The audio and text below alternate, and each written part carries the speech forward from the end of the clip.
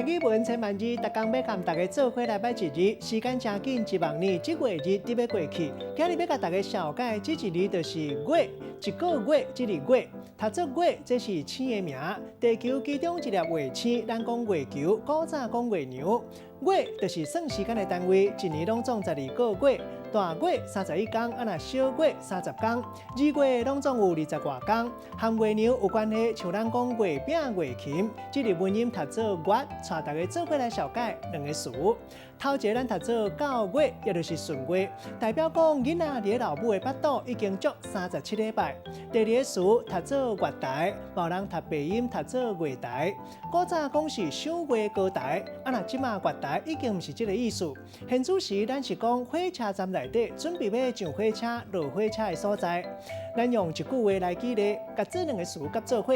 譬如讲月台有一个富人人徛伫遐等火车，大家看伊敢若已经到月。赶紧让位来互伊坐。今仔日小解这一日月，这是白音，另外文音读做月，提供互大家参考。